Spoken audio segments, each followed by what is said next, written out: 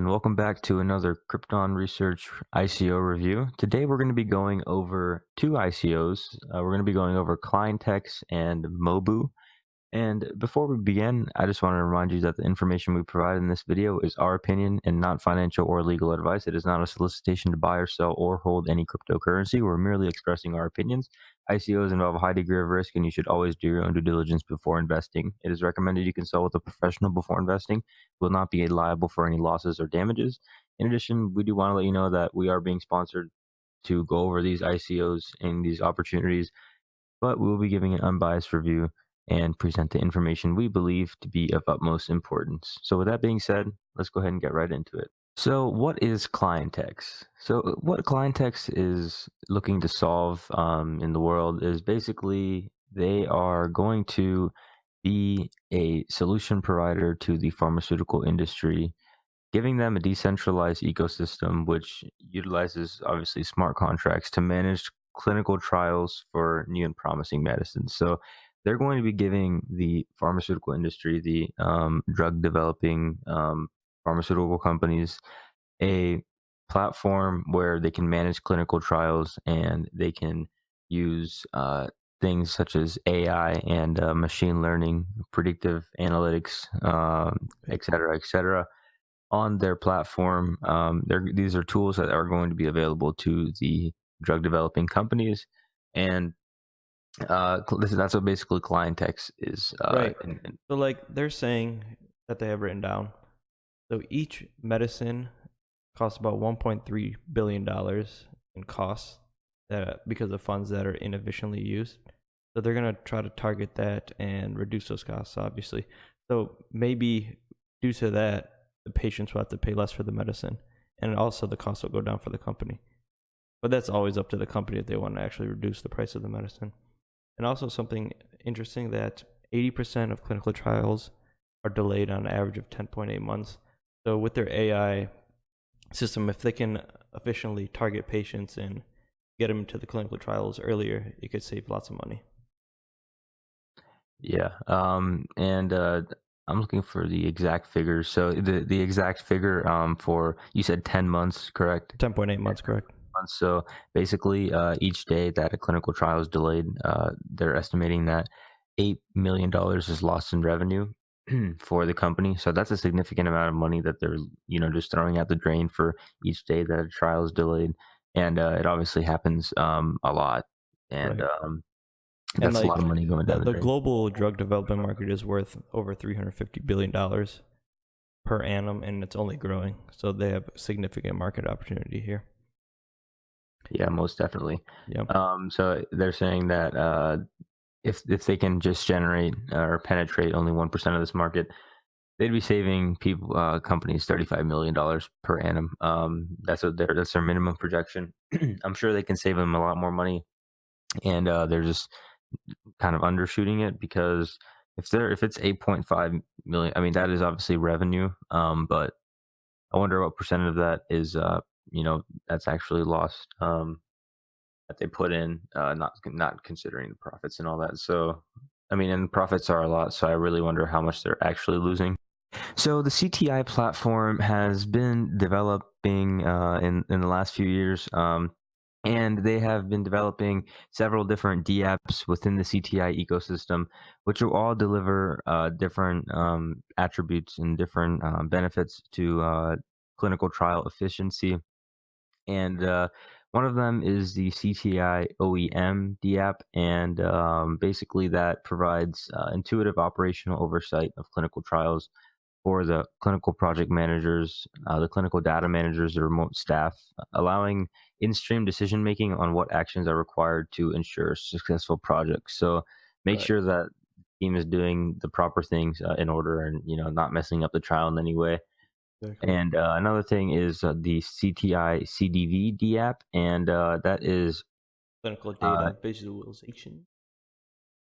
clinical data visualizations, which basically means they're going to be assisting them in reviewing the data that they have collected and identify issues that may have impacted the trial integrity and safety of the patient. Right. Uh, And when are they rolling this out?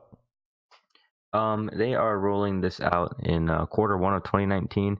Right. They are planning on acquiring significant players from the pharmaceutical industry as partners by quarter one of 2019, and they were rolling out 7 of the D apps in the CTI system, and basically they will be giving them a free trial with a global pharma company to prove their product Right. and to make sure And the their revenue database was generation Q3 2019, and they're saying EBITDA positive by quarter four of 2020.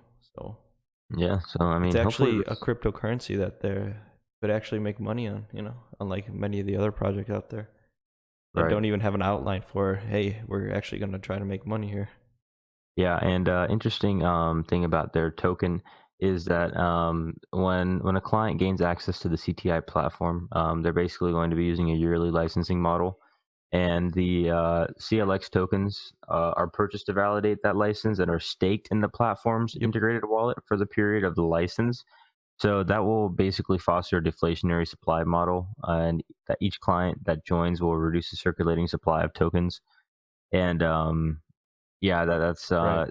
I mean, once they run out, I guess So they this is run good out. to hold the value of the token, Yeah, basically, most so they definitely. don't dilute the Um, hell out of it, like many increasing of these value tokens have doing. that's So deflationary. yeah, So let's talk a little bit about their token generation event, or in other words, ICO. sure. So their 10 cents pricing, per coin. yep, 10 cents per coin. The token generation event. I guess that's the new word nowadays. Yeah, It's not you ICO. don't want to say ICO because that's has a lot of bad taste to it. Yeah, exactly. Yes, but And um, then 50% of the total, total CLX supply will be made to the general public, available to the general public, and in the TGE and the TGE pre-sale. right? So I have a Pre-sale. question. What do you think about this 70 million market cap or the hard cap? Do you think that's enough money to do such a big project like this? I mean, they already have many things developed. It looks like, and it just looks like they just need some money for some, final things, and maybe. I mean, as you can see Right. here, they're going to be using So what 3% percent of that 17 balances. million are they going to be using for actual development? Yeah. I mean, I wonder. I wonder how much they need for development. I wonder if that 17 million is just going to go to like marketing, like Yeah. just getting the company set up and stuff. Because I mean, just finishing the final products or projects and Right. getting Right. everything ready to go. Maybe regulation, or I mean, maybe getting FDA approved. I don't know if that's the thing. Maybe they need money for that. So Yeah. definitely, Definitely. Definitely. It'll be interesting. So the pre-sale takes place quarter four of 2018. The exact dates will be announced later on. So, yes, I mean, keep an eye on this one. It's quite interesting. They have a quite capable team. I encourage you to look at their technical white paper. yeah, It might be quite complex for a lot of you guys. You guys aren't that familiar with blockchain tech, but yeah, try to attempt to look at it. And then the 5 pager and this 1 pager right here. yeah. And Important. also join their Telegram groups and follow them on Twitter. Yep, just be prepared for quarter four of 2018. They're saying that they're going to come out with partnerships in quarter one of 2019. So let's hope that all is well in the markets, and by then they'll have a successful launch. So, Yep, sounds good. So let's move on to Mobu now. Alrighty, so let's start with Mobu. So what is Mobu trying to target? So as you guys may know, there's a lot of security tokens out there, and there is no clear direction on how a company should list their coin with all these security laws and whatnot. So Mobu is trying to introduce a platform where they're basically giving it the Mobu standard. So this, that, and then it'll be considered a security and be legally allowed in the system. So basically, they're like SEC fines. You can get imprisonment if you do a security offering incorrectly. And there's no secondary trading market for a security token. And there is no competitive pricing environment of vetted ICO service providers. So there's a whole host of issues with listing a security. And Mobu is basically just trying to solve it for the whole space and create a platform where everyone can come. And they'll be taking a 1% fee on all the ICOs that use their platform. So you guys may know or may not know that if you're labeled a security token, there's many issues with that because you have to do paperwork, file for all these regulations, and it costs a lot of money, and it's a huge headache. So I guess Mobu's going to try and consolidate all that into one platform where a company can come that's a security token and all their issues will be solved, apparently.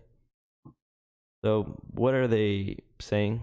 Why security tokens instead of shares? Well, they're saying the fees will be lower, deals are executed quicker, exposure to the free market, larger investor base, decreased manipulation by financial institutions. Good luck with that.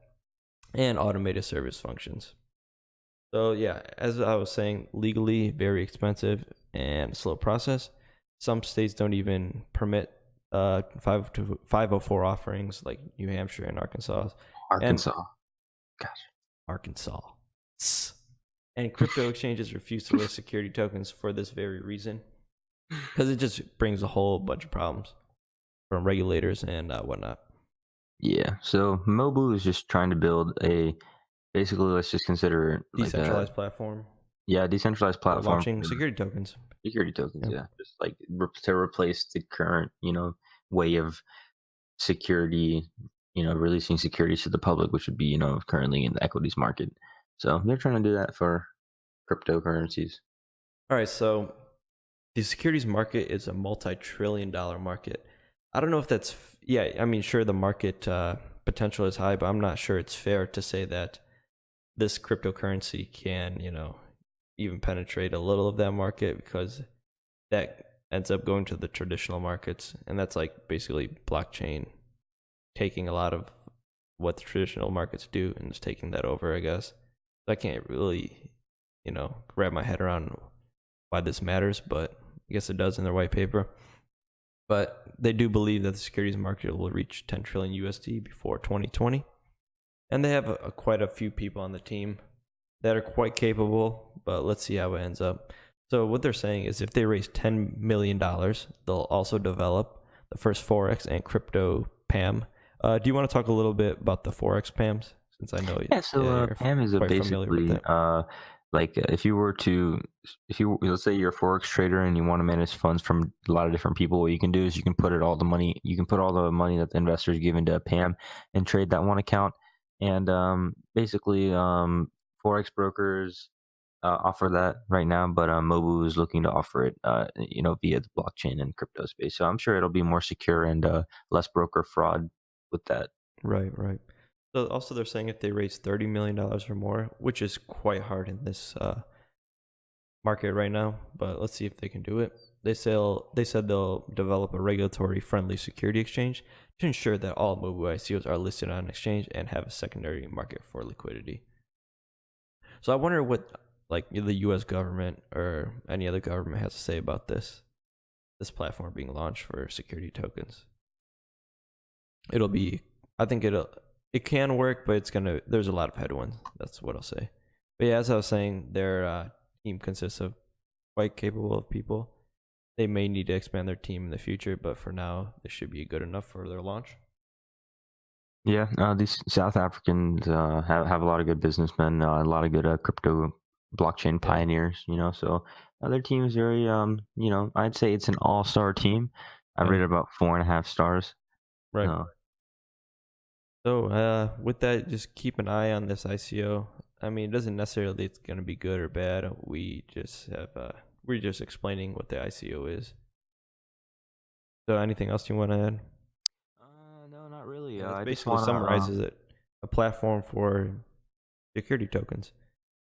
Yep. So ClinTex and that's Mobu for you guys. A Right. few ICOs coming up.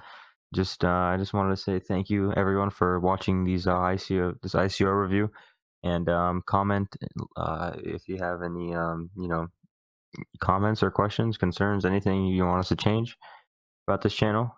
Please go ahead and let us know. We love your feedback. Thank you very much, everyone. Take care.